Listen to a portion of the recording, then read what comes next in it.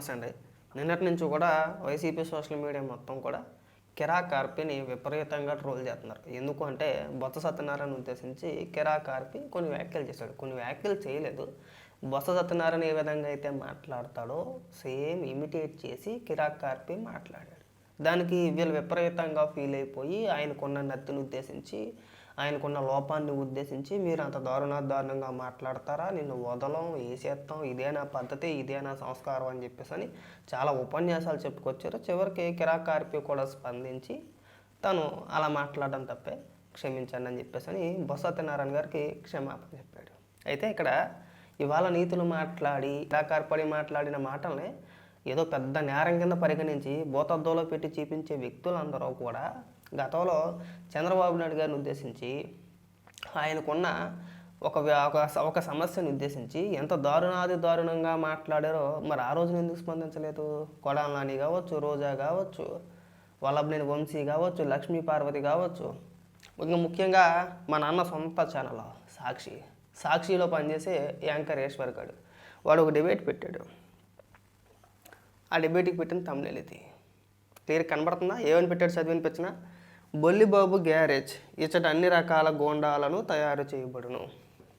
ఇది 2023లో అనుకుంటా Gannavaram Telugu Desam party office మీద దాడి చేశారు కదా, ఆ సందర్భంలో పెట్టిన డిబేట్ ఇది తమ్ముళ్ళు. మరి దీనికే సమాధానం చెప్తారు?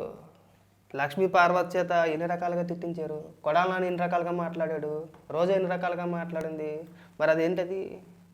మరి దాని గురించి ఏ రోజు మాట్లాడలేదే. ఈ సంస్కృతిని స్టార్ట్ చేసిందే మీరు, పైగా ఇవాళ వచ్చి నీతులు చెప్తానే ఎలాగండి? అంటే వీళ్ళు చెప్పే ఉపన్యాసాలు నేనేమి ఇక్కడ ఎవరిని సమర్థించట్లేదు, ఎవరిని వ్యతిరేకించట్లేదు. ఆల్రెడీ కిరా కార్పి కూడా క్షమాపణ చెప్పాడు.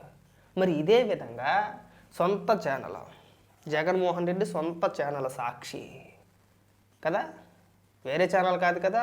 నేను సోషల్ మీడియాలోనో యూట్యూబ్లోనో లేదంటే ఎవడో వైఎస్ఆర్సీపీ పార్టీ కార్యకర్త ఎవడో మాట్లాడిన వీడియోలు నేను తీసుకొచ్చి చూపించట్లా.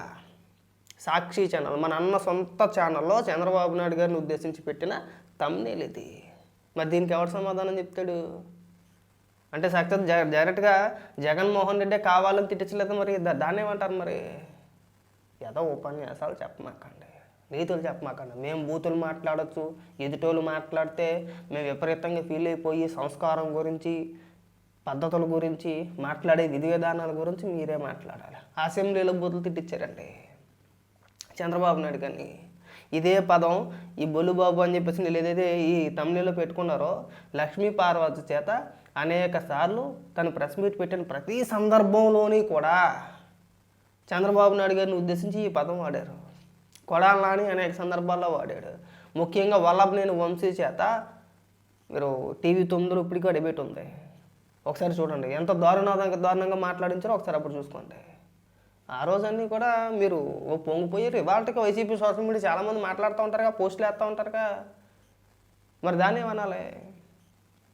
ముందు మీరు మాట్లాడడం మానుకొని తర్వాత ఎదుటోడికి ఉపన్యాసాలు చెప్పండి.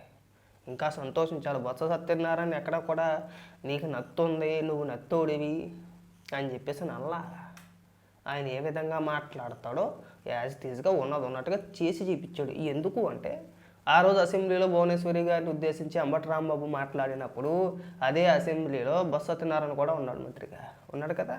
ఎందుకు ఖండించలేదు ఆ రోజున? ఈరోజు అంబటి రాంబాబుని ఉద్దేశించి అడ్డగోలుగా సమర్థించే బొత్స సత్యనారాయణ ఆ రోజు ఖండించకపోగా సమర్థించారు.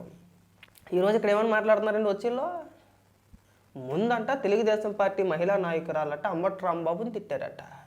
అంబటి రాంబాబు ఇంటికి నుంచి బయలుదేరుతుంటే వెనకాల కారు ఎంబడిపడి నడుచుకుంటా తాయితీగా వస్తూ అంబటి రాంబాబుని కేకేసి తిడితే ఎక్కడో పర్లంకలో ఉన్న అంబటి రాంబాబు కారు లోపల ఉన్న అంబటి రాంబాబుకి ఈవిడ తిట్లు వెనబడిపోయి అంట. అందుకని చెప్పేసి అంబటి రాంబాబు కోపం వచ్చేసి కారు అద్దం దింపేసి తిట్టేశాడని చెప్పుకోతున్నారు. చెప్పుకోవడానికి మీకన్నా సిగ్గు అనిపించట్లేదురా? ఉండొచ్చు, కవర్ చేయొచ్చు, కానీ మరి అడ్డగోలు సమర్థన వద్దండి. మీరేమి సుధపోసరేమీ కాదు, మీరేమి అమాయకులేమీ కాదు. మీరు తిట్టాల్సిన కాడికి మీరు ఎన్ని రకాలుగా తిట్టాలో అన్ని రకాలుగా తిట్టారు. ఇవాళ వచ్చే కాడికి ఏడుపులు పెడబొబ్బులు చెప్పించండి ఈశ్వర్ గారి చేత, జగన్మోహన్ రెడ్డి చేత క్షమాపణ చెప్పించండి.